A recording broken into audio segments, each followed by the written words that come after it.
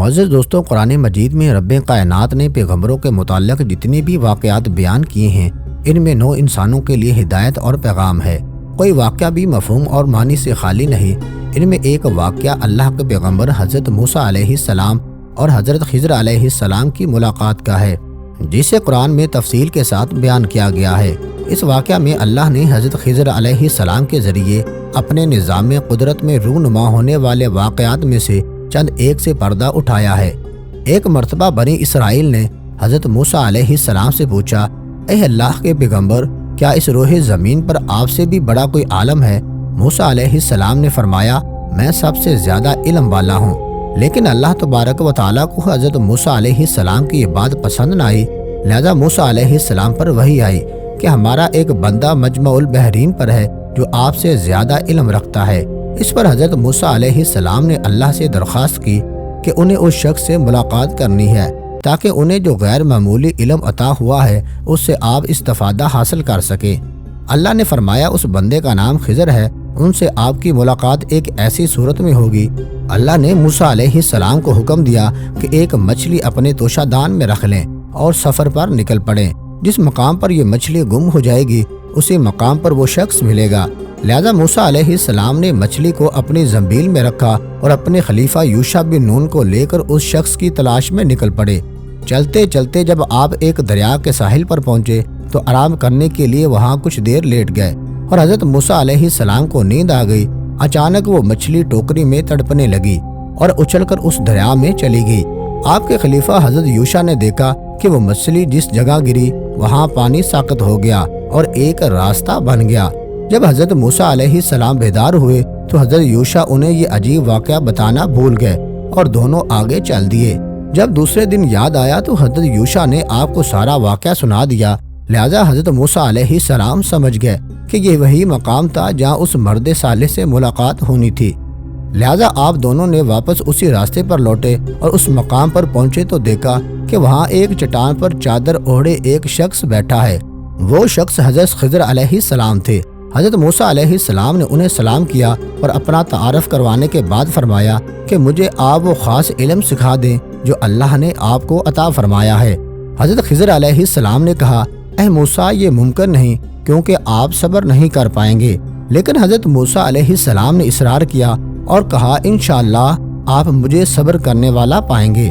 حضرت خضر علیہ السلام نے کہا، تو پھر ایک شرط ہے کہ جب تک آپ میرے ساتھ رہیں گے کسی معاملے میں مجھ سے سوال نہیں کر سکتے جب تک کہ میں خود آپ کو اس کی حقیقت بیان نہ کر دوں۔ لہذا موسیٰ علیہ السلام نے شرط منظور کر لی اور دونوں بزرگ اس ساحل کے راستے چل پڑے۔ چلتے چلتے آپ ایک مقام پر پہنچے جہاں ملاح لوگوں کو کشتی پر سوار کر رہا تھا تاکہ وہ لوگوں کو دریا پار کرا دے۔ جب اس ملاح نے حضرت خضر علیہ السلام کو دیکھا تو پہچان لیا یہ اللہ کا ایک نیک بندہ ہے۔ اس نے آپ دونوں سے کرایہ نہ لیا اور اپنی کشتی میں سوار کر لیا۔ معزز دوستو، جب کشتی چلنے لگی اور دریا کے لہروں کے درمیان پہنچی تو حضرت خضر علیہ السلام نے اس کشتی کا ایک تختہ توڑ دیا جس سے کشتی میں سوراخ ہو گیا۔ اس پر حضرت موسیٰ علیہ السلام نے کہا، اس ملاح نے آپ کے ساتھ اتنا اچھا سلوک کیا اور بدلے میں آپ نے اس کی کشتی توڑ ڈالی، یہ آپ نے بہت برا کام کیا۔ اس پر حضرت خضر علیہ السلام نے کہا، میں نے آپ کو پہلے ہی کہا تھا کہ آپ صبر نہ کر سکیں گے۔ لہذا حضرت موسیٰ علیہ السلام نے معذرت کی اور کہا کہ میری اس غلطی کو درگزر کر دیجئے، میں اپنا وعدہ بھول گیا تھا۔ اسی دوران ایک چڑیا آئی اور اس کشتی کنارے بیٹھ کر دریا میں چونچ ڈالا اور پانی پینے لگی۔ حضرت خضر علیہ السلام نے حضرت موسیٰ علیہ السلام سے کہا، میرا اور آپ کا علم دونوں ملا کر بھی اللہ کے علم کے سامنے اتنی حیثیت بھی نہیں رکھتی جتنی ابھی اس چڑیا کے چونچ میں اس سمندر کا پانی ہے۔ کشتی ایک ساحل کے کنارے رکی، لہذا دونوں حضرات اتر گئے اور آگے چل دیے۔ راستے میں انہیں ایک بچہ نظر آیا جو کھیل رہا تھا۔ حضرت خضر علیہ السلام آگے بڑھے اور اس بچے کی گردن مروڑ کر قتل کر ڈالا۔ یہ دیکھ کر حضرت موسیٰ علیہ السلام بہت غضبناک ہوئے اور غصے میں بولے، یہ آپ نے کیا کر ڈالا؟ آپ نے ایک معصوم نفس کی جان لے لی۔ حضرت خضر علیہ السلام نے کہا، میں نے کہہ دیا تھا کہ آپ میرے ساتھ صبر و ضبط نہ کر پائیں گے۔ لہذا حضرت موسیٰ علیہ السلام پشیمان ہوئے اور فرمایا، بس آخری مرتبہ میری غلطی کو نظر انداز کر دیجئے۔ اگر میں نے دوبارہ کوئی سوال کیا تو آپ مجھے اپنے ساتھ نہ رکھنا بلکہ میں خود ہی آپ کا ساتھ چھوڑ دوں گا۔ معزز دوستو، پھر دونوں حضرات آگے چلے گئے اور چلتے چلتے ایک گاؤں میں پہنچے۔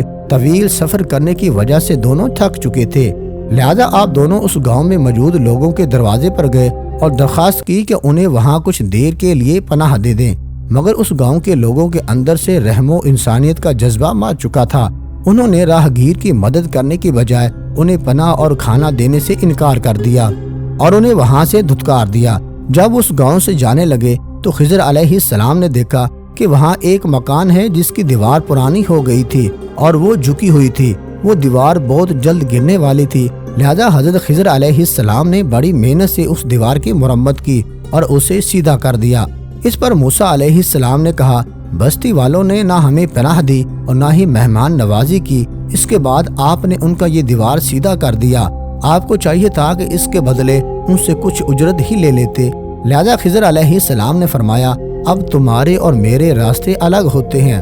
افسوس کہ تم سے صبر نہ ہو سکا، لیکن میں تم سے جدا ہونے سے پہلے ان کاموں کی وجہ بتا دیتا ہوں جو میں نے کیے۔ معزز دوستو، اس کشتی کو توڑنے کی وجہ یہ تھی کہ وہ ملاح اپنی کشتی لے کر ایک ایسی جگہ سے گزرنے والا تھا جہاں ایک ظالم بادشاہ کی حکومت تھی۔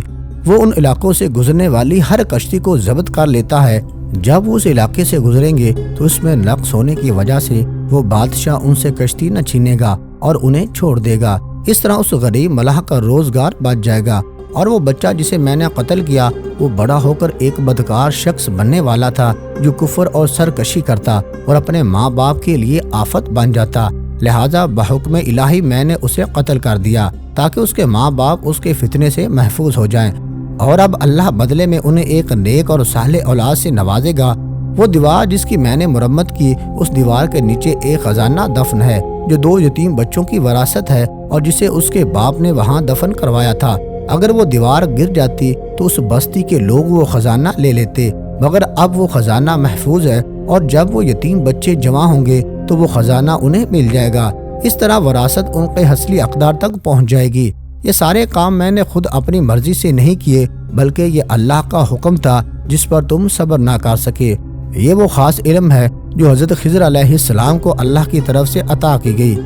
اس واقعے سے یہ پتہ چلتا ہے کہ انسان کی ظاہری نگاہ جو دیکھتی ہے وہ اس سے اپنی مرضی کے نتائج عکس کرتا ہے۔ در حقیقت کائنات کی ہر چیز میں اللہ کی وہ مصلحتیں کار فرما ہوتی ہیں جو انسان کے سمجھ سے بالاتر ہے، اور اللہ کے ہر کام میں بہتری کا کوئی نہ کوئی پہلو چھپا ہوتا ہے۔ اس لیے جو بھی معاملہ پیش ہو ہمیں اللہ کی رضا پر راضی رہنا چاہیے اور صبر و شکر کرنا چاہیے۔ اس لیے جو بھی معاملہ پیش ہو ہمیں اللہ کی رضا پر راضی رہنا چاہیے اور صبر و شکر کرنا چاہیے۔